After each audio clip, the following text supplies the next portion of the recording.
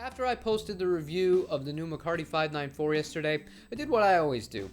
I put in my headphones and I listened back to it. I do that to make sure there's no glaring level errors or kind of pops or stuff like that. Sometimes there's nothing really you can do about it without ripping it down and re-uploading. But there was one thing that really, it didn't really sit well with me. And that's the Torpedo Captor 8's performance in that. I felt like there was a lot of really strange noises and kind of artifacts that were going on. And I had first discussed that when I did the original demo with the Music Man amp. So what I decided to do today, I tweaked with it a little bit, made sure there's no digital clipping. I made sure when I loaded up Pro Tools to do this, that all the sample rates were correct, good USB cable, whatever. I also mic'd up the orange amp with the SM57. So what we're gonna do, we're gonna compare the direct capture of the Torpedo versus the good old tried and true 57. See if we can tell which one is which one we like more, or if either of them are actually usable whatsoever.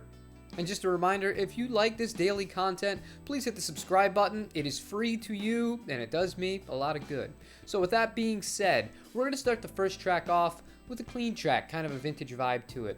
All I'm going to be doing is plug it into the Morning Glory, having that on pretty much the whole time. Then the reverb from the HX Stomp right into the orange. That's it. And of course, this is the guitar I'm going to be using. So, I love Telly's, guys.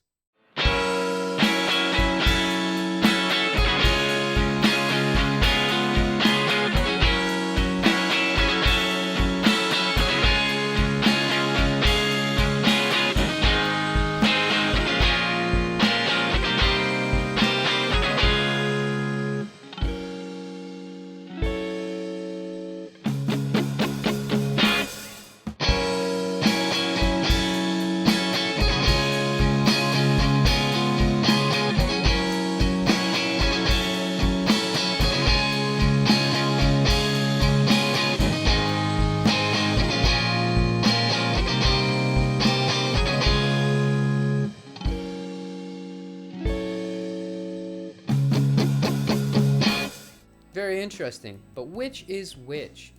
The first clip was the Captor, the second clip was the 57. And for this second test, I decided to crank up the gain on the orange to 3, no other pedals, nothing, just straight up guitar, orange amp, right into the board. Let's see how that sounds.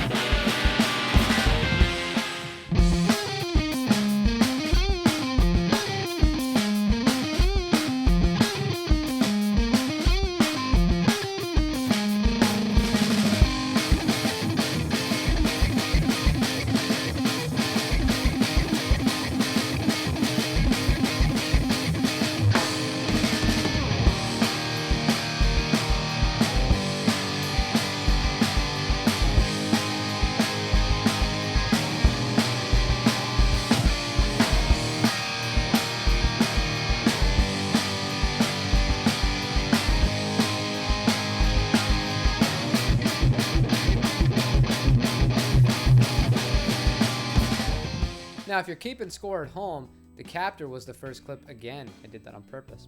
The 57 was the second clip. So what are my impressions here? I was very surprised by the Captor, especially on clean. And it leads me to believe part of the issue that I'm having with the audio coming through for the other videos that I'm doing using it might be because of OBS. Because when I went right into Pro Tools, it sounded a lot better. I think the mids are kind of naturally EQ'd a lot better, and it's a lot more usable straight out of the box. Like, I didn't really take time to set up this 57. All I did was I put it about on the cone itself and then a little bit off the grill. That's it. For a 57, You can obviously alter that dramatically depending on your placement and all that, but I did make sure that the gain levels coming into the board were both fine, both in the green. They were. And focusing for a second on the dirty tones, I feel like the Captor was a lot more focused and kind of a little bit more neutral in a respect. It was a little more tame, but it was a little more neutral compared to the 57. The 57 was like super boosted in the mid-range, and that's not a sound I normally like. And again, I could alter that depending on my microphone placement. I just wanted to do just simple, put a mic in front, see how it sounds. But at the end of the day here, I'm really happy with how the Captor did. And I'm gonna have to try and mess with OBS to see if I can replicate it or figure out if there's some sort of digital clipping inside of that software, because when I watched that video back yesterday about the green PRS, I was not happy at all. But today, putting everything right into Pro Tools and bypassing OBS as a whole, I had totally different results. So let me know what you think down below. Would you be happy using a Captor if you can get kind of tones like that without much effort?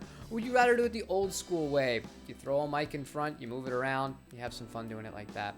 I think ideally, you could really do both, and there's a lot of really creative things you can do.